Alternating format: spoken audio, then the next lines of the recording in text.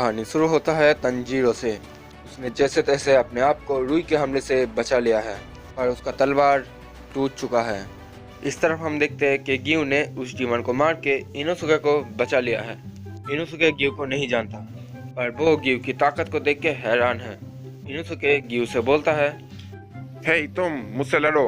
तुमने अभी अभी 12 किसी का एक डीमन को हराया, अब मैं तुम्हें हराऊंगा। मैं ऐसे हिसाब बराबर करता हूँ और तुम्हें हराने के बाद मैं सबसे ताकतवर कहलाऊंगा। जाकर ट्रेनिंग करो गधे। क्या कहा तुमने? वो कोई 12 किसी का मेंबर नहीं था, तुम्हें इतना भी नहीं पता? मुझे सब पता है। तानजीरो ने कहा था कि ये एक 12 किसी का मेंबर है। और तभी हम देखते हैं कि गिव ने इनोसुके को एक पेड़ से बांध दिया है। वो इतना तेज था कि इनोसुके उसको देख भी नहीं पाया। जिसके बाद गिव वहां से जाने लगता है और इनोसुके चिल्ला के गिव को उसको छुड़ाने के लिए बोलता है। इस तरफ हम शिनोबु और जिनोत्सु को देखते हैं। शिनोबु जिनोत्सु से बोलता है, तो तुमने अपने ब्रीथिंग टेक्निक से उस जहर को रोक के रखा। बहुत ही अच्छा काम किया तुमने, वरना तुम अब तक एक मकड़ी बन जाते। जिसके बाद शिनोबु जिनोत्सु को एक एंटीडोट देता है।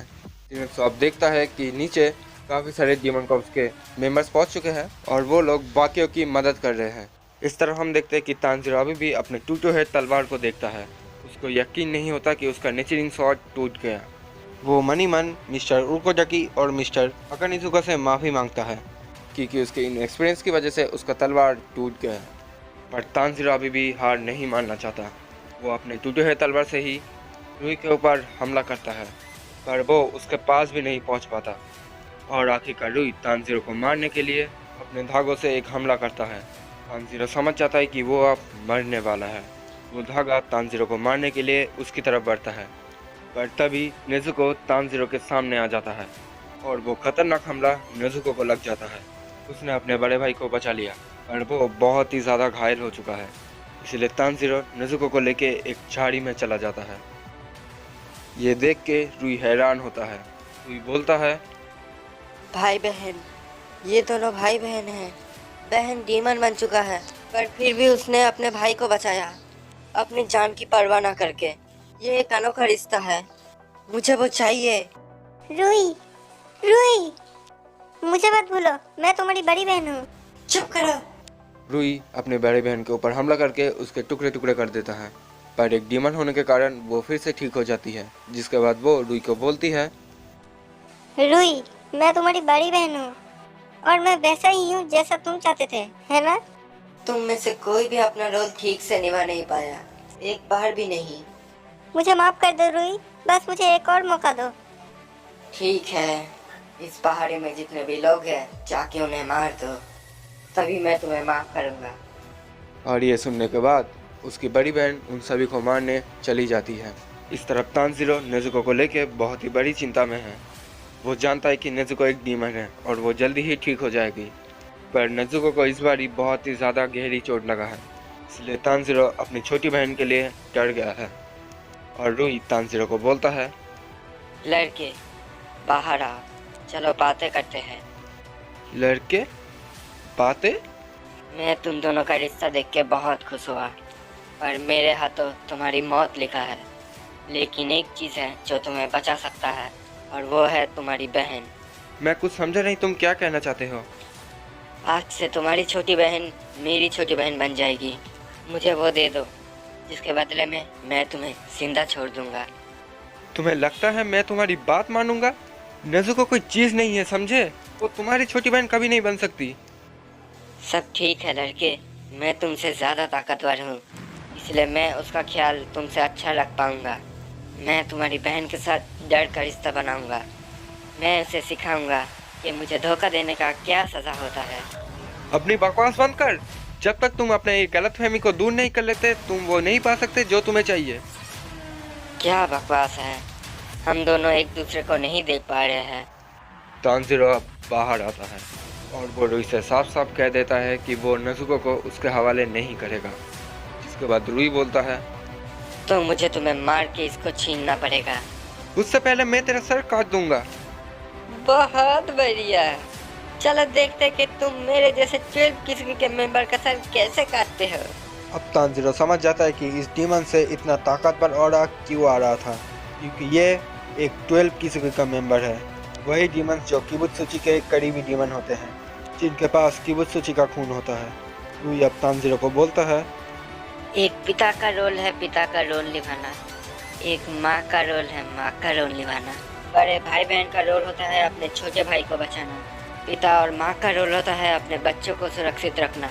कुछ भी हो जाए सभी को अपना रोल अच्छे से निभाना चाहिए, भले ही इसके लिए उनकी जान क्यों ना चली जाए। तुम्हारा क्या रोल है लड़के? तुम्हारा रोल है अपनी बहन को मेरे हवाले करके चले जाना। पर तानजीरो कभी भी नजुको को उसके हवाले नहीं करेगा। रुई अपने धागे से नजुको को अपने पास खींच लेता है। ये देख के तानजीरो उसके ऊपर हमला करता है और इधर नजुको अपने पंजे से रुई का मुंह चीर देता है और रुई अपने धागों से तानजीरो के ऊपर हमला करता है और तानजीरो उस हमले से बच जाता है। और वो देखता है कि नजुको अब रुई के पास नहीं है। तभी तानजीरो के ऊपर आसमान से खून टपकता है। वो ऊपर की तरफ देखता है कि रुई ने नजुको को अपने धागों से बांध के रखा है। नजुको अब बहुत ही बुरी हालत में है। रुई तानजीरो को बोलता है कि उसे नजुको को तमीज़ सिखाना होगा। वो तानजीरो से ये भी बोलता है कि सजा के तौर पे वो नजुको को ऐसे ही लटकाए रखेगा ताकि वो रुई की इज्जत करे। ये सुन के तानजीरो और भी ज़्यादा गुस्सा हो जाता है और वो रुई के ऊपर हमला करता है, पर उल्टा रुई तानजीरो को ही मारने लगता है। जिसके बाद रुई तानजीरो के पास आता है और उसको बोलता है कि तानजीरो कोशिश करके देख ले कि वो रुई का सर काट पाएगा कि नहीं। इसके बाद तानजीरो जोर से अपने टूटे हुए तलवार को रुई पे गर्दन पे मारता है, पर तानजीरो का ब्लेड रुई के गर्दन के आर पार नहीं जाता क्योंकि उसका गला बहुत ही सख्त है। जिसके बाद रुई तानजीरो को एक जोरदार लात मारता है और तानजीरो दूर जाके गिरता है। अपने बड़े भाई को इस हालत में देख के नजुको चिल्लाने लगती है। नजुको को चिल्लाते हुए देख के रुई उसको और दर्द देता है और दर्द के मारे नजुको आंखें बंद कर लेता है। रुई नजुको को देख के समझ नहीं पाता कि वो बेहोश हो गई है या फिर सो गई है। और रुई ये समझ चुका है कि नजुको का डीमन ऑरा सबसे अलग है। इस तरफ तानजीरो खुद को शांत करने की कोशिश करता है ताकि वो अपने वाटर बेथिंग टेक्निक को ठीक से इस्तेमाल कर पाए। तानजीरो बोलता है, मुझे शांत होना होगा वरना मैं अपने वाटर बेथिंग टेक्निक का यूज़ नहीं कर पाऊंगा।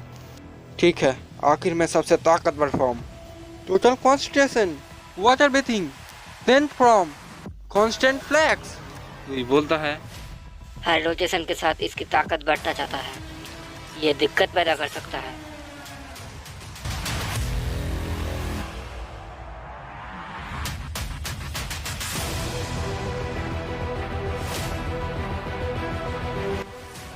मैंने धागा काट दिया, अब शायद मैं उसका सर काट पाऊँ। Blood demon arm cutting thread gauge, अब मुझे तुम्हारी कोई ज़रूरत नहीं है, अलविदा। नहीं, मैं फंस गया, मैं और स्पिन नहीं कर सकता, मैं मरने वाला हूँ। अब तानजीरो को अपनी बचपन की बातें याद आने लगता है। तानजीरो तब डांस कर रहा था और वो नजुको के साथ थी। दोनों ही तब बच्चे थे।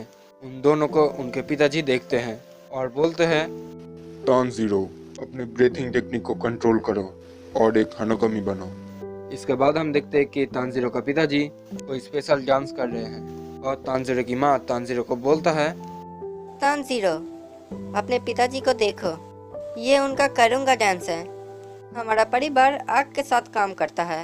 हम नए साल पे ये डांस हनुकमी को समर्पित करते हैं और प्रार्थना करते हैं।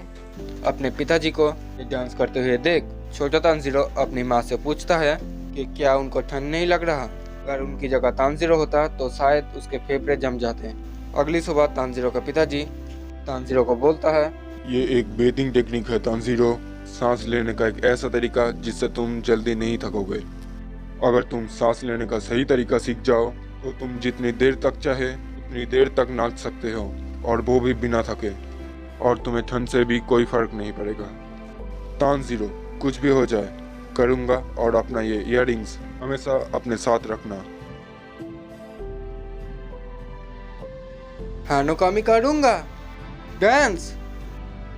रुको मत, आगे बढ़ते रहो। वाटर बेथिंग से हानुकामी करूँगा बेथिंग में बदल रहा हूँ। इस हमले के बाद मैं थोड़ी देर के लिए हिल नहीं पाऊंगा। मुझे यह करना ही होगा, मुझे नेजुको को बचाना होगा। ये बंदा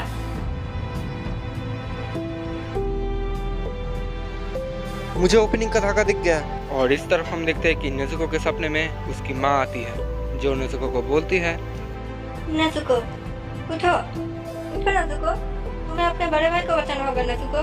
वरना तुम्हारा बड़ा भाई मारा जाएगा। मैं जानती हूँ तुम ये कर सकते हैं नजुको। प्लीज नजुको, उठो। Black demon exploding black.